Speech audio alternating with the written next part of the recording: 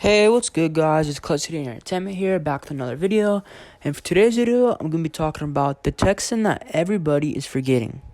I'm gonna be doing two of these, one on offense and one on defense. And I'm just be basically saying like one player that I believe the fans and that everybody, I guess, somewhat in the NFL are forgetting.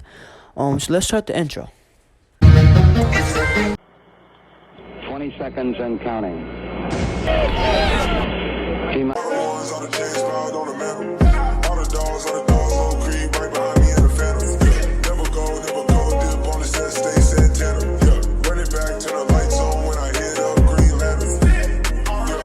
So the Texan that I believe everybody is forgetting was drafted in the 2019 draft in the 3rd round, and that guy's Kahali Waring. He's a tight end he played for San Diego State, and I mean, at San Diego State, he wasn't the best. He was more drafted as a project tight end. In 2016, he was technically counted as a freshman. He played in 2 games, only had 2 receptions for 17 yards, but both of those receptions were touchdowns. In 2017, he played 8 games, 18 receptions, 248 yards with 3 touchdowns, and in his final year, 2018, 9 games, 31 receptions, 372 yards, 12 yards, an average per catch with 3 touchdowns. So he finished his college career with 8 total touchdowns, 51 receptions for 637 yards, with an average of 12.5 yards per catch. So, I mean, his college stats, sure, they don't blow you away. There's nothing crazy.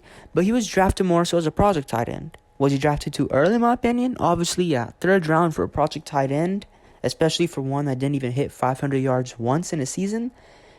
Playing at a college like San Diego State, I mean, it's not the best. We could have drafted him maybe like the 5th, 6th round. But we all know that tight ends take a while to develop, whether it's off the field, on the field. And for Kahali's case, he hasn't really been on the field much. I think in his freshman year, he was kind of like IR stashed by Bill O'Brien. He just put him on IR for basically the whole season.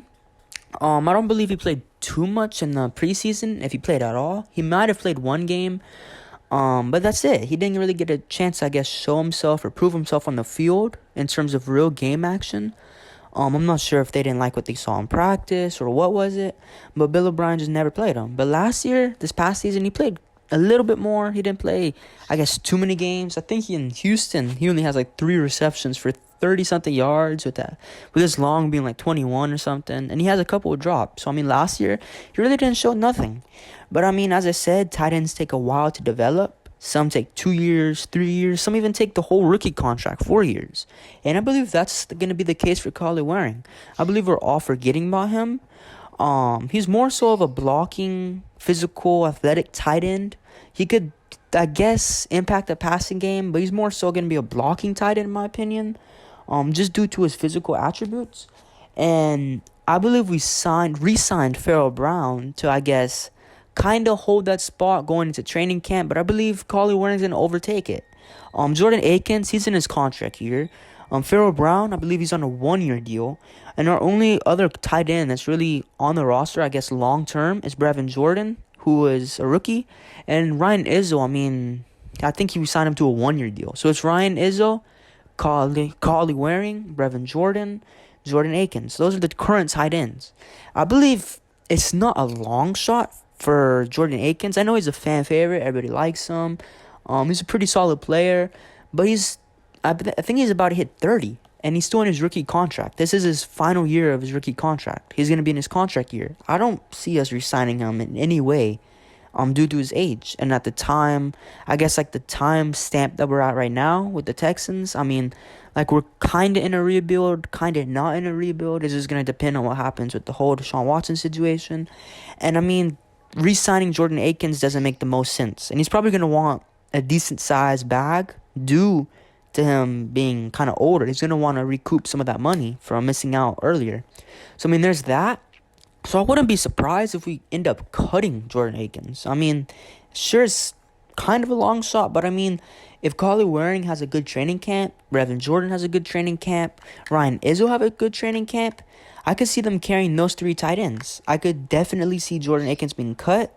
A lot of pro comparisons compare Brevin Jordan to Jordan Akins. And I mean, I believe that's a pretty fair comparison. They play just alike. They're both willing to block. They're both physical. Both have similar size. Both are good with the ball after they make the catch. They can make a decent run or a decent gain after the catch. And there's that. So, I mean, your Jordan Akins replacement is Brevin Jordan. So, there's that. And then your blocking tight end could be a mixture of Farrell Brown, if we end up keeping him, with Ryan Izzo, and then obviously Collie Waring. I believe Collie Waring, by the end of this next season, he's going to be tight end number 2. I'm not sure who is going to be behind. I don't know who's going to be tight end number 1 at the time. But I do believe Collie Waring has a very good chance to be a tight end number 2 for us. But if Jordan Akins is to get cut, I fully believe Brevin Jordan will be tight end number 1 this season, with Collie Waring at tight end number 2. I'm sure it's too early to throw in Brevin Jordan into the mix for tight end number 1 this early, especially as a rookie who really didn't play too much in college due to his injury history. But I mean, if he's talented, it is what it is. But yeah, my guy to break out, or I guess the forgotten Texan on offense, is Collie Waring.